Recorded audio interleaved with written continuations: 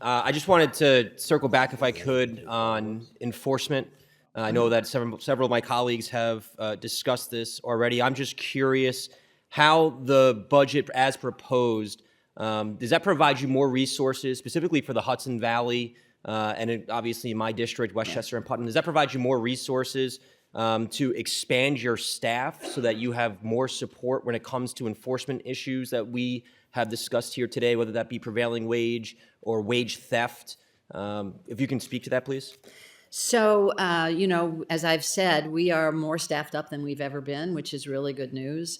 New York has helped us bring in people. It's interesting hiring people for the wage and hour inspector jobs because they are very specific jobs. It's not like you can just hire somebody off the street.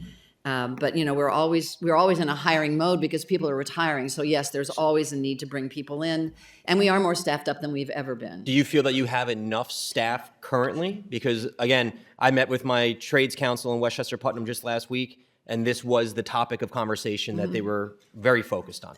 As I always say, I never turn down help, but we have a really well-trained group of people, and we've doing a lot of internal work to sharpen their skills and give them assistance that they didn't have before. We have drones, we have, electronic, we have, a lot of technology that they never had before, which really expedites. And by the way, a lot of the laws that you have passed, the contractor registry and the payroll issue, those things help us. It expedites our work because when we were working on paper, we were really slow. Thank you, Commissioner. And I don't mean to cut you off. I only have a minute left. Yeah. I do want to pivot to workforce development.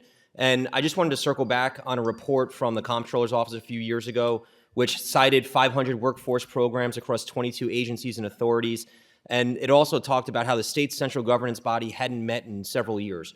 Has that rectified itself? Have they met, number one? Number two, has there been a push to consolidate those workforce development programs under one office rather than being scattered across 22 agencies?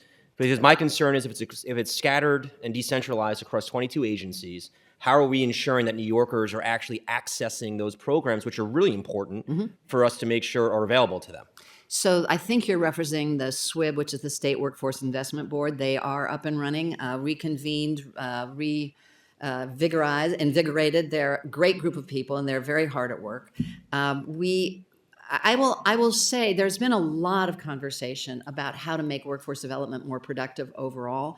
But remember that when you're talking about a workforce development program for a person with a disability, a severe disability, that may be different from another agency, and that's why the agencies have them. Understood. Thank you very much. Appreciate the clarity.